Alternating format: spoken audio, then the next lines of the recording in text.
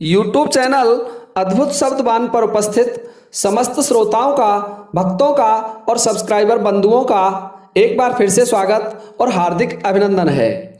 श्रोताओं, आज मैं आपको एक बड़ी रहस्यमय कथा लेकर के उपस्थित हुआ हूं और इस कथा में मैं आपको बताऊंगा कि एक बार लक्ष्मी और भाग्य में झगड़ा हो जाता है और दोनों एक दूसरे से बड़ा बनना चाहते हैं।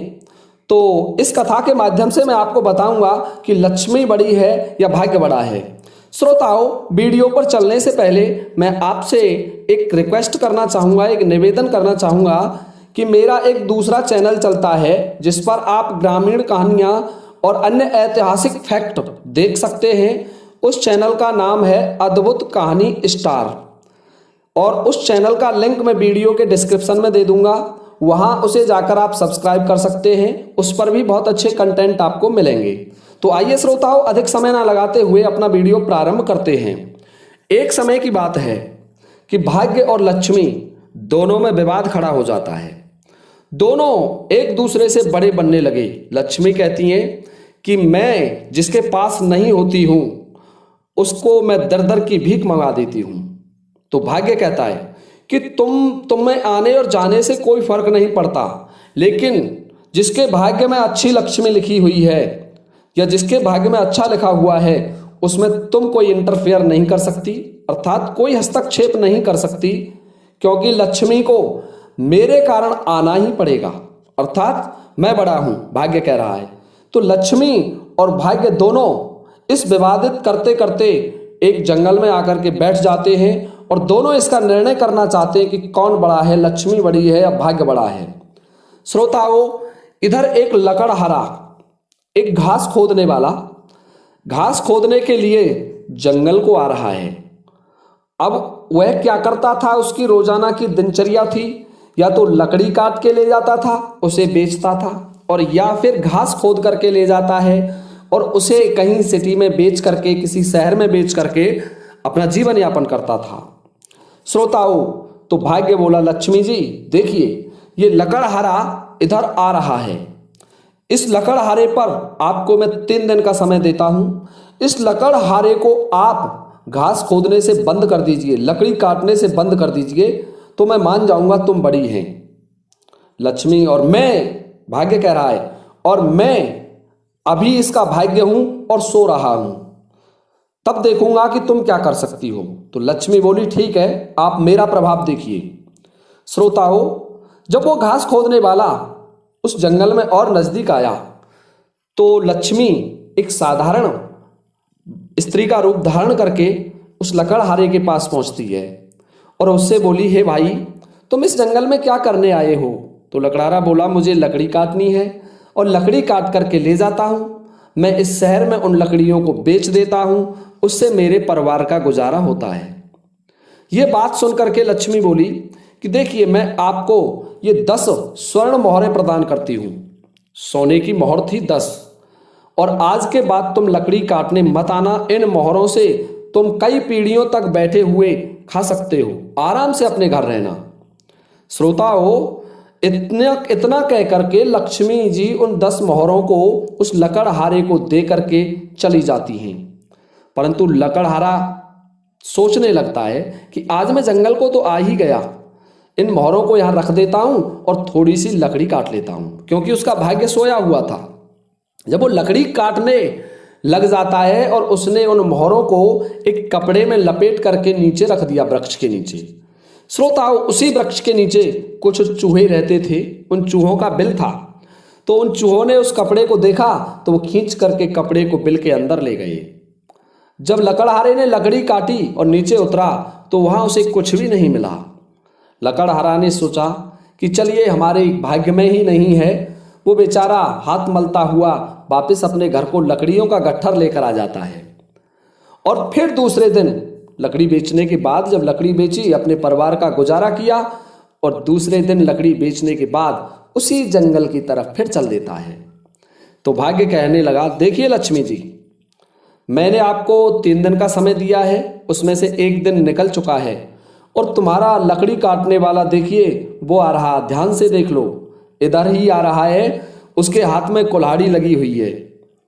श्रोताओं, लक्ष्मी जी बड़ी सोच में पड़ गई कि मैंने इसको इतनी संपत्ति प्रदान की है कि इसकी 10 पीढ़ियां बैठी हुई खा सकती हैं, पर क्या कारण है। लक्ष्मी जी बोली, अभी से तो 2 दिन बाकी हैं, मैं आज फिर इसके पास जा रही हूं। तो लक्ष्मी जी फिर उसके पास जाती हैं और उससे पूछने लगी कि हे लकड़हारे, मैंने कल तुम्हें इतना धन प्रदान किया था, फिर भी आज लकड़ी काटने आ गए। तो लकड़हारा कहने लगा, हे देवी, वो कल वाला धन मुझसे खो गया था। तो कहाँ खो गया। लक्ष्मी जी बोली कि मैं जिस पेड़ से लकड़ी काट रहा था उसके नीचे रख दिया और पता नहीं जाने कहाँ गायब हो गया। श्रोताओं, लक्ष्मी जी बोलती हैं कि ले, आज मैं कल से दोगुना धन प्रदान कर रही हूं तुम्हें, और कल से लकड़ी काटने मत आना, अपने घर आराम से रहना। और देखिए, कहीं रास्ते में मत रुकना, इन मोहरों को ले जाना सीधे अपने घर और घर जाकर के रख देना। श्रोताओं, भाग्य बड़ा बलवान होता है। लक्ष्मी जी उसे इतना कहकर के चली जाती हैं और उसी वृक्ष पर भाग्य के पास पहुंच जाती हैं। भाग्य से कहने लगी कि आज के बाद ये लकड़हारा इस जंगल में आपको नजर नहीं पड़ेगा। मैंने इसको इतनी संपत्ति प्रदान की है कि ये तो क्या, इसकी 10 पुश्त बैठी हुई भोजन कर सकती हैं। श्रोताओं, भाग्य बोला कि देखिए लक्ष्मी जी, आपकी बात सही है, मैं मान रहा हूं, पर यह कल अवश्य आएगा, क्योंकि मैं अभी इसका साथ नहीं दे रहा हूं। श्रोताओं, लक्ष्मी जी और भाग्य दोनों इंतजार करते हैं और इधर वो लकड़हारा उन मोहरों को लेकर के चल देता है। तो रास्ते में उसे एक नदी से गुजरना पड़ गया, और देखिए किस्मत, उस नदी में उस दिन पानी अधिक आ गया था। तो लकड़हारे ने सोचा कि मुझे पानी से निकलना है, तो वो मोहरें उसने इस तरीके से अपने जेब में रखी कि पानी में गिर नहीं जाएं। परंतु जब उसने देखा कि पानी और ज़्यादा है तो अपने कपड़े उतारना आरंभ कर दिया, और धीरे धीरे पानी उसके गर्दन तक आ गया और उसने पूरे कपड़े धीरे धीरे उतार के अपने पास रख लिए, और वो कपड़े उतारते समय उसकी मोहरें उस नदी में गिर गईं। श्रोताओं, लकड़हारा दूसरी पार पर निकला तो देख करके पश्चाताप करने लगा और सोचने लगा कि ये क्या हुआ विधाता, मुझे इतना धन मिल चुका है कि मैं तो क्या, मेरी कई पीढ़ियां खा सकती थी आराम से, पर ये क्या हुआ, दोनों दिन का धन व्यर्थ गया और आज तो मैं लकड़ी काट कर भी नहीं लाया, मुझसे हो सकता है घर भी लड़ाई हो। तो श्रोताओं, उस दिन बेचारा बिना लकड़ी काटे हुए और अपने घर आ जाता है। उसकी पत्नी भी उससे झगड़ा करती है, परंतु वह उसे समझा देता है कि आज मेरी तबीयत खराब हो गई थी और इस वजह से मैं लकड़ी नहीं ला पाया। श्रोताओं, अब तीसरे दिन की बारी आई। अब उधर लक्ष्मी और भाग्य दोनों उस वृक्ष पर बैठे हुए थे। लक्ष्मी कह रही थी कि देखिए भाग्य, आज तो वो लकड़हारा नहीं आया, लेकिन भाग्य कह रहा था लक्ष्मी जी इंतजार तो करो, अभी से उसके आने का समय तो होने दो, वो अवश्य ही आएगा, क्योंकि तुम उसके पास बिना मेरे आदेश के नहीं जा सकती। लक्ष्मी जी को बड़ा क्रोध आया कि यदि आज वो आ गया तो आज के बाद अपनी जिंदगी में नहीं आएगा, मैं उसे इतना धन दूंगी। श्रोताओं, फिर क्या हुआ, देखा तो थोड़ी देर बाद वो लकड़हारा फिर उसी जंगल की तरफ आ रहा है। भाग्य बोला, देखिए लक्ष्मी जी, मैंने कहा था ना आपसे कि आप कुछ भी नहीं कर सकती बिना मेरे आदेश के, जहां मैं चाहूंगा आप वहां जा सकती हैं। देखिए तुम्हारा लकड़हारा फिर आ रहा है। श्रोताओं, अब तो लक्ष्मी जी को बड़ा क्रोध आया और वो पुनः उस लकड़हारे के पास पहुंच जाती हैं और उससे बोली, भाई आज क्या हुआ, मैंने आपको 2 दिन इतना धन दे दिया है कि आप कुछ भी कर सकते हैं, परंतु आपका धन कहाँ जा रहा है। तो लकड़हारा बोला, देखिए देवी, मेरे पहले दिन का धन तो उस पेड़ के नीचे से समाप्त हो गया, दूसरे दिन का धन उस नदी में गिर गया, अब मैं क्या करूं। तो लक्ष्मी जी बोली, देखिए मैं आज तुम्हें दोनों दिन से ज्यादा धन प्रदान कर रही हूं और तुम कहीं भी मत रुकना, इनको गांठ बांध लो, कहीं भी गिर नहीं जाए और सीधे अपने घर जाना है। श्रोताओं, अब तो उस लकड़हारे ने भी कमर कस ली थी कि आज यदि ये मुझे धन प्रदान करती है तो मैं जैसे भी संभव होगा मैं घर पहुंचाऊंगा। श्रोताओं, अब लक्ष्मी जी ने उसे और दोनों दिनों के बराबर धन प्रदान किया, मोहरें प्रदान की, और उसने कर्री गांठ बांध करके अपने पास रख लिया और बिना लकड़ी काटे सीधा अपने घर आ गया। घर आकर के अपनी पत्नी से बोला, देखिए मैं कितना धन लेकर के आया हूं। तो पत्नी कहती है, बताइए कितना है। श्रोताओं, उन्होंने वह धन अपनी पत्नी को दे दिया। पत्नी से बोला, इसको आप रख लीजिए और कल बाजार को चलेंगे और तब कुछ अच्छा सामान खरीद करके लाएंगे, मकान बनवाएंगे, अच्छा खाना खाएंगे और तुम इसे रख लो।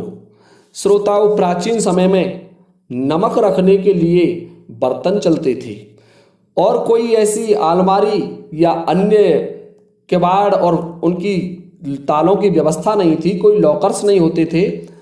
तो उस की पत्नी ने उस धन को, उन मोहरों को एक नमक के बर्तन में डाल दिया कि प्रातःकाल इनको लेकर के बाजार चलेंगे। श्रोताओं, भाग्य बड़ा बलवान होता है। थोड़ी देर बाद एक पड़ोसन सोचती है कि मेरे पास आज नमक समाप्त हो गया है, तो मैं अपनी पड़ोसन से नमक ले आती हूँ। तो उसने उसकी पत्नी से आकर कहा लकड़ारे की से कि बहन मुझे थोड़ा सा नमक चाहिए। तो वो कह देती है नमक के बर्तन में से ले जाओ। जब वो नमक के बर्तन के पास पड़ोसन आती है तो उन मोहरों को भी निकाल ले जाती है साथ में, और उसके दिमाग से ये बात भी निकल जाती है कि मेरे पास से कोई नमक लेने आया था। जब प्रातःकाल हुआ तो लकड़ारा बोला अपनी पत्नी से कि चलिए अब बाजार को चलते हैं, उन मोहरों को लाइए। जब वो नमक के डिब्बे में मोहरें जाकर देखती है तो कुछ भी नहीं मिलता है। श्रोताओं, अब तो लकड़ारा सिर धुन धुन करके रो रहा है और बोला कि देखिए 2 दिन की मोहरें मैं खो चुका हूं, 1 दिन की मोहर तैने खो दी है। क्या है, क्या कारण है? विधाता क्यों रूठ रहा है हमसे? हमारे भाग्य में क्या लिखा है? हे श्रोताओं, बेचारा चौथे दिन भी लकड़ी काटने के लिए उस जंगल की तरफ चल देता है और उधर लक्ष्मी और भाग्य दोनों आपस में वार्तालाप कर रहे थे। भाग्य कह रहा है कि उसे अवश्य आना पड़ेगा, परंतु लक्ष्मी कहती है कि अब नहीं आएगा, क्योंकि मैंने उसे इतना धन दिया है कि वो कई हजार वर्षों तक बैठे हुए खा सकता है। श्रोताओं, परंतु भाग्य बोला, हे लक्ष्मी, तुम बिना मेरे कुछ भी नहीं कर सकती। जिसके साथ मैं हूं वहां तुम स्वतः आ जाओगी। श्रोताओं, अब ये बात दोनों में बहस चल ही रही थी कि वह लकड़ारा दिखाई दे गया और भाग्य बोला, देखिए लक्ष्मी, तुम कुछ नहीं कर सकी और वो लकड़ारा फिर आ रहा है। तो लक्ष्मी बोली, अब मैं रूठ जाती हूं और तुम्हें देखती हूं, तुम रोको इसे, कैसे रोकोगी? तो भाग्य बोला, जब मैं इसका साथ दूंगा तो तुम स्वतः ही इसके पास चली जाओगी। लक्ष्मी बोली, ठीक है, मैं देखती हूं और मैं इसे एक भी मुद्रा प्रदान नहीं करूंगी। अब तुम देकर के आओ, इसे क्या देकर के आते हैं?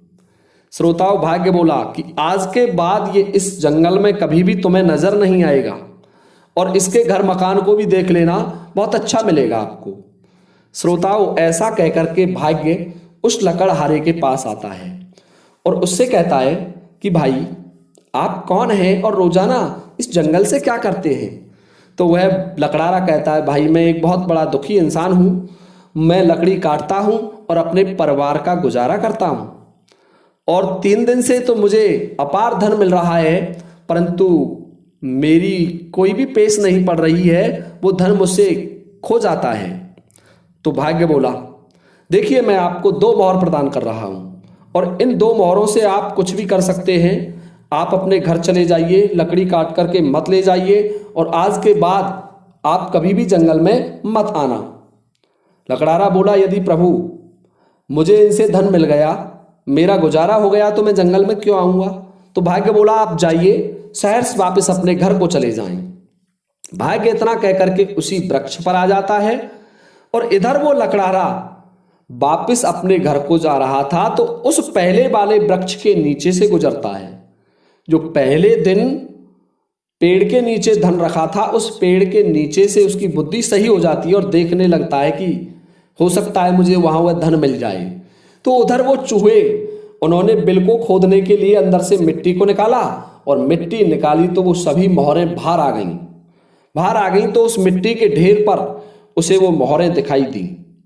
श्रोताओं, अब तो उसने उन सभी मोहरों को बीन लिया, अर्थात लक्ष्मी जी पहले दिन जो मोहर दे करके गई थी वो भाग्य ने उसे प्रदान करा दी और 2 भाग्य दे के गया था। अब उन मोहरों को लेकर के आगे चलता है और सोचने लगा कि कहीं नदी से जल की धारा उतर जाए तो मेरा वह धन भी मिल जाए।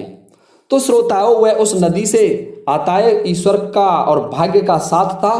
तो उस नदी से जिस जगह पर वो धन गिरा था वहां से पानी समाप्त हो गया और जो पोटली बंधी थी उस पोटली का एक हिस्सा उसे दिखाई दे रहा था।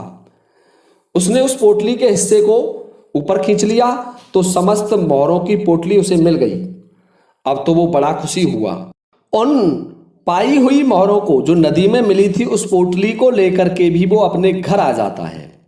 श्रोताओं, घर आकर के वो अपनी पत्नी को भी नहीं बताता है और उन्हें एक जगह रख देता है कि कल बाजार को चलूंगा और इनसे सामान खरीद कर लाऊंगा, अच्छा घर बनवाऊंगा।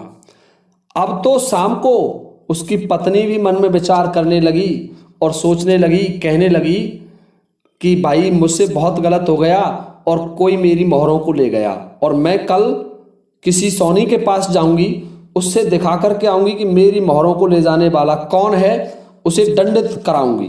ये बात उसकी पड़ोसिन ने सुनी। पड़ोसिन ने सोचा कि इसको मेरा पता चल गया है, क्योंकि नमक लेने इसके पास मैं ही आई थी। तो वो दूसरे दिन फिर उस पड़ोसिन के पास, लकड़ारे की पत्नी के पास नमक लेने के बहाने आती है और उससे बोली, बहन मुझे आज भी नमक की आवश्यकता है। तो वो उससे कह देती है उस नमक के डिब्बे से ही नमक ले जा। तो वो नमक के डिब्बे से जब नमक लेने आती है तो उन मोहरों को वापस रख जाती है। जी हाँ श्रोताओं, उन मोहरों को उस डिब्बे में रख दिया। क्यों? कि वह समझ रही थी कि इसको पता चल गया है और ये मुझे कहीं राज्य से या किसी राजा से दंड दिला दे। तो श्रोताओं, इस तरीके से वो समस्त मोहरें भाग्य के जागृत होने पर उस लकड़हारे के पास आ गईं। प्रातःकाल जब लकड़हारे की पत्नी ने उस नमक के डब्बे को देखा, नमक के बर्तन को देखा, तो उसमें उसे वो मोहरें मिली। तो वो बड़ी खुशी हुई कि आज तो मेरी मोहर इस डिब्बे में मिल गई, कल कहाँ गई थी। तो श्रोताओं, इस तरीके से समस्त संपत्ति उस लकड़हारे के पास दोबारा आ गई। अब तो लकड़हारा एक मोहर को बेचता है और इतनी अकूत संपत्ति उसके पास आ जाती है कि वो घर, मकान और अन्य अपने जो दैनिक जीवन की आवश्यकताओं से संबंधित सामान था उसे इकट्ठा करने लग गया। और वो तीसरे, चौथे अर्थात 5वें दिन लकड़ी काटने नहीं गया। तो लक्ष्मी जी कह रही हैं कि आज भी वो आएगा, क्योंकि मैं तो उसके साथ गई नहीं हूं। भाग्य बोला, अब नहीं आएगा लक्ष्मी जी, अब मैं जागृत हो गया हूं, आप देख सकती हैं। तो उन्होंने खूब इंतजार किया, परंतु वो उसके पास नहीं आया। जंगल में लकड़ी काटने नहीं गया लकड़हारा। तो लक्ष्मी जी कहती हैं कि चलिए दोनों उसके घर चल करके देखते हैं। तो लक्ष्मी और भाग्य जब दोनों उसके घर आते हैं तो उसके घर की रौनक और साजो सामान को देख करके दोनों आश्चर्यचकित रह जाते हैं। लक्ष्मी जी कहती हैं कि भाग्य, वास्तविकता यह है कि तुम जिसका साथ देते हो उसका साथ मुझे देना पड़ता है। लक्ष्मी स्वयं स्वीकार कर लेती हैं कि हम दोनों में कौन बड़ा है, अर्थात भाग्य बड़ा है। तो श्रोताओं, इस तरीके से लक्ष्मी और भाग्य में जो विवाद हुआ था उसका निर्णय दोनों ने कर लिया कि भाग्य लक्ष्मी से बड़ा माना गया है। परंतु एक कथा कर्म और भाग्य की ओर आती है, उसे किसी एक वीडियो में लेकर के उपस्थित हो जाऊंगा।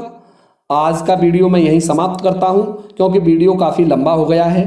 श्रोताओं, उम्मीद करता हूं आपको ये कथा अवश्य ही पसंद आई होगी। इसी के साथ ये कथा अब समाप्त होती है। जय हिंद, जय भारत।